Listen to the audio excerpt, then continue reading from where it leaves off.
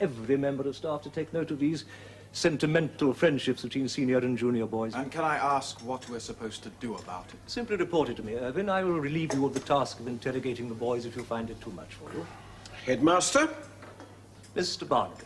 There's nothing of that kind in my house, I can assure you. Friendships, yes, but harmless ones. I didn't want to trouble you with a blank report. Harmless friendships between senior and junior boys. What makes you so sure of that? I am sure about the boys in my house. I don't speak for anyone else. I see. Then, gentlemen, what I should like from you is a list of these innocent friendships. I hope I make myself clear. By Monday, please. Thank you, gentlemen. Headmaster? Yes? I shan't be sending a list. I'm also sure about the boys in my house, and I will not be a party to treating them like criminals. I see. Thank you, Pilot Jones, for being so frank.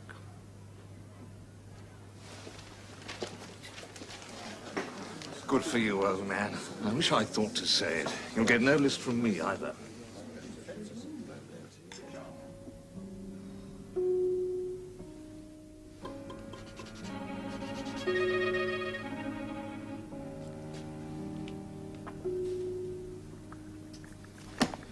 It's intolerable. I wouldn't believe one man could spread so much misery. Oh, come now, isn't that putting it a bit strong? No, it isn't. Little Stevenson in my house was in tears last night. He'd had 20 minutes with Alcock. Not the faintest idea what the man was getting at, except it was very serious. He must have done something terrible, and Alcock was threatening to write to his father. Poor little beggar. My senior dome seems to have tumbled it. They leap away from each other like jackrabbits every time I set foot in the place. Barnaby. Hmm? Don't you think we are running rather risk? What do you mean? Up here alone together without a chaperone? If Alcock sees us, we'll be on the carpet tomorrow. I'm afraid I can't find it funny. Never imagined myself moving from this place, but there's much more of this sort of thing. I'll be applying for other jobs, like Carter and Irvin. Seriously? Seriously? Haven't you considered it? For the odd fleeting moment. But who would have us, Barnaby? Who would have us? Jacqueline.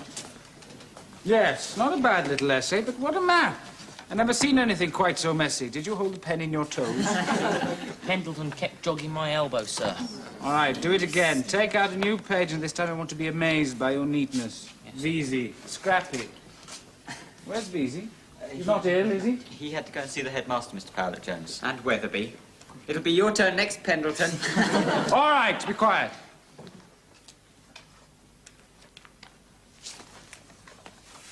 Alston. Cloudsley. Print minor. Hamilton, print major. All right, listen. I want you to take out a new page and trace the map on page 74. Don't fill in the place names. I want that completed in 20 minutes. Any questions? Good. Carry on.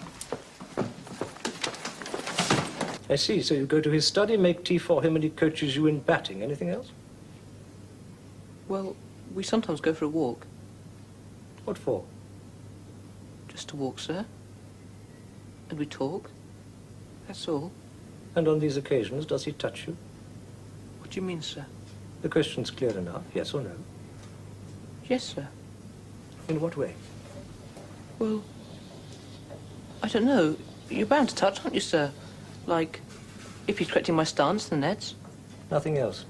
No, sir. I do not believe you, boy. It's true, sir. Veezy, I shall ask you once again, has he on any occasion interfered with your person? No, sir. There's nothing like that. There's nothing filthy about it. But you do know boys who do indulge in that sort of thing. No, sir. Then why did you use the word filthy just then? You must have something in mind. No, sir, honestly, I didn't. Veezy, you must understand I don't regard you as the major culprit, being much the younger boy. Now, if you cooperate and answer my questions fully, I propose to deal with you more leniently than perhaps you deserve. Now, I shall ask you once again, what were you referring to just then? Mr. Pilot Jones, this is most inconvenient. You can see that I'm engaged. Please wait outside or make an appointment. It's very important, Headmaster. I have something that relates to this boy. It's been on my conscience, and I felt you ought to know it straight away. I see. I'm glad you reconsidered. What is it? Don't you think it would be better if Veezy were to wait outside? I see no reason for this. Please say what you have to say. As you wish. It's a letter from Veezy's father.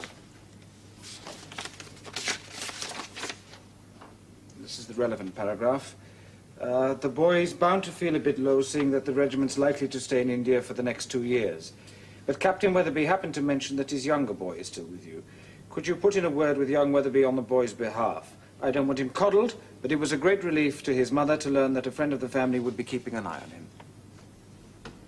Wait outside, Veezy.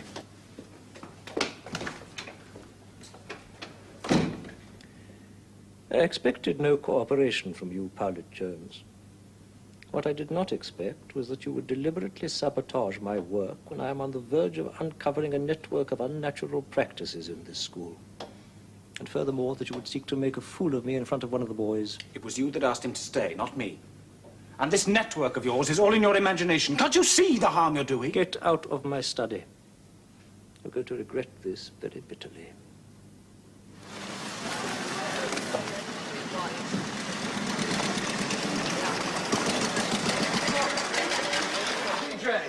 Glad I caught you. Off to the valleys? Yes, I couldn't wait to get away. Look, what's the matter? I've got to get a train. I won't keep you long. It's all settled.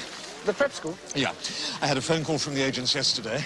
Handed in my resignation this morning. He didn't like it, but I don't need his references. It's a marvellous feeling. Yes, I can see it is.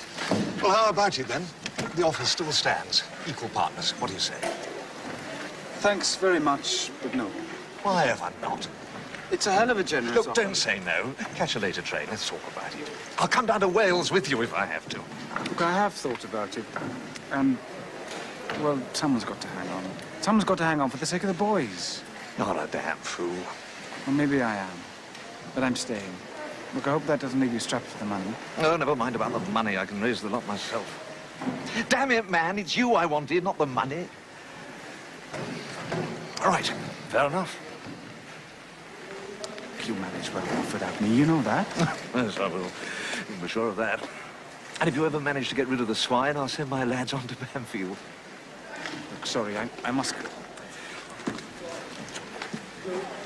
Well, cheerio, PJ. Have a good holiday. I've enjoyed working with you. Thanks. And good luck.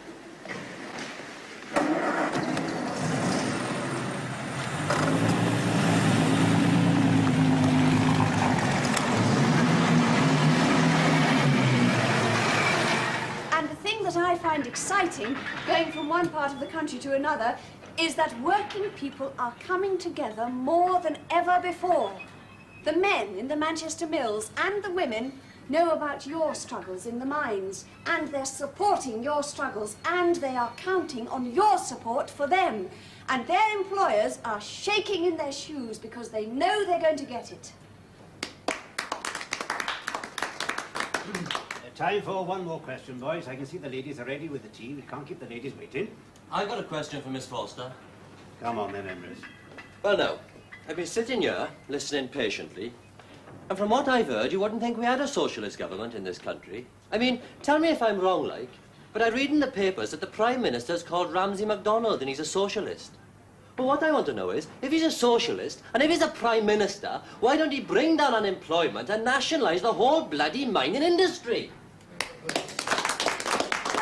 Every member of staff to take note of these sentimental friendships between senior and junior boys. And can I ask what we're supposed to do about it? Simply report it to me, Irvin. I will relieve you of the task of interrogating the boys if you find it too much for you. Headmaster? Mr. Barnaby. There's nothing of that kind in my house, I can assure you. Friendships, yes, but harmless ones. I didn't want to trouble you with a blank report. Harmless friendships between senior and junior boys. What makes you so sure of that? I am sure about the boys in my house. I don't speak for anyone else. I see. Then, gentlemen, what I should like from you is a list of these innocent friendships. I hope I make myself clear. By Monday, please. Thank you, gentlemen. Headmaster? Yes? I shan't be sending a list. I'm also sure about the boys in my house, and I will not be a party to treating them like criminals. I see.